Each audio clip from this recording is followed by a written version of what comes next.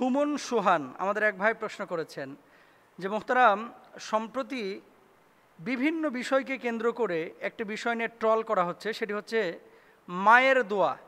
যেমন বাংলাদেশ যখন হেরে যায় খেলার মধ্যে, বলে যে মায়ের দোয়া ক্রিকেট দল।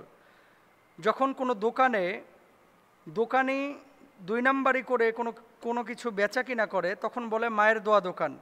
ট্রাকের পিঠে অনেক সময় লেখা থাকে মায়ের দোয়া। আবার কখনো কখনো রিকশার পেছনে লেখা থাকে মায়ের দোয়া।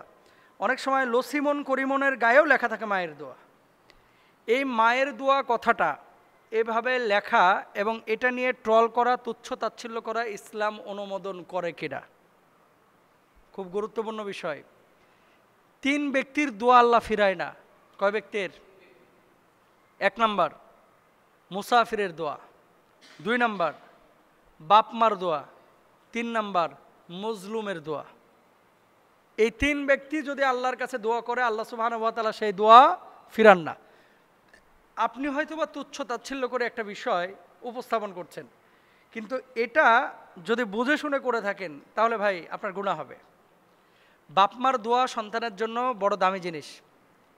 বন্দুকের গুলি মিস হতে পারে, তার লক্ষ্য চ্যুত হতে পারে, কিন্তু বাপমার দোয়া সন্তানের জন্য কখনো মিস হয় না।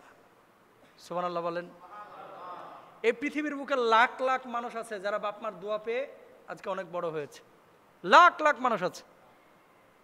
বাপমার দোয়া এত বড় দামি জিনিস। আর অনেক সন্তান আছে বাপমার দোয়া না পাওয়ার কারণে আজকে নষ্ট হয়ে গেছে। হুমা জান্নাতুকা ওয়া নারুক। বাবা মা আপনার জান্নাত, বাবা মা আপনার জাহান্নাম। বাপ মাকে খুশি রাখবেন, আল্লাহর জান্নাতে যাবেন। বাপ মাকে খুশি রাখবেন, আল্লাহর জাহান্নামে যাবেন। ইসলামী শরিয়ার কিছু কিছু জিনিস আছে, এগুলো বুঝে হোক না বুঝে হোক আমাদের ছেলেরা, আমাদের মেয়েরা ট্রল করে থাকে। মায়ের দোয়া ক্রিকেট টিম, এই কথাটা কেন বলা লাগবে? বাংলাদেশ ভালো খেলুক বা খারাপ খেলুক, এটা খেলাধুলার সাথে রাখেন। আপনি এখানে ইবাদতের সাথে জড়াচ্ছেন কেন?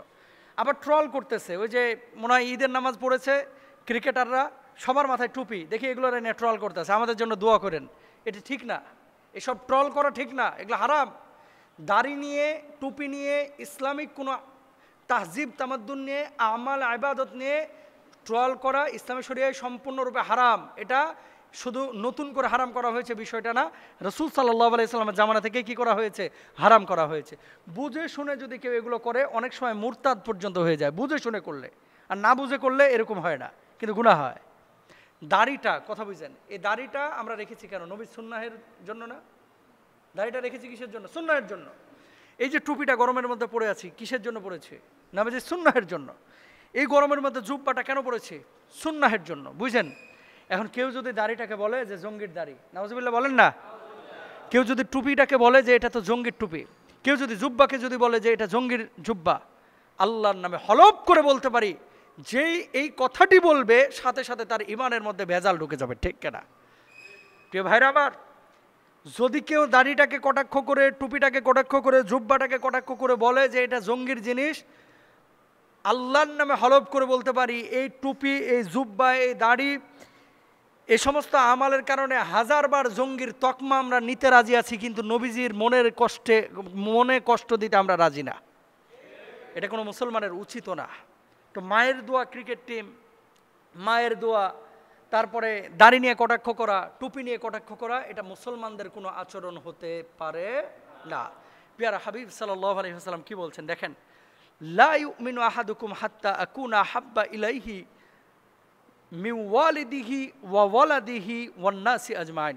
ততক্ষণ পর্যন্ত পূর্ণাঙ্গ মুমিন তোমরা হতে পারবে না যতক্ষণ পর্যন্ত আমি নবীকে তোমার সন্তান সন্ততি, তোমার বাপ মা, তোমার আহাল পরিবার, তোমার সম্পদ সবচেয়ে বেশি ভালো না বাসতে পারবে। সুবহানাল্লাহ। তো আমরা নবীজিকে ভালোবাসি আমাদের জীবনের থেকে। তো নবীজির একটা হাদিস, নবীজি বলেছে যে বাপ মার দোয়া সন্তানের জন্য কবুল হয়।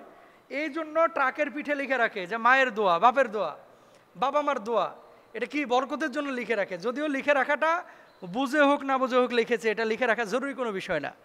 কিন্তু আপনি এটাকে নিয়ে ট্রল করবেন, তুচ্ছ তাচ্ছিল্য করবেন, ইসলাম কিন্তু এটা আপনাকে পারমিশন দেয় নাই।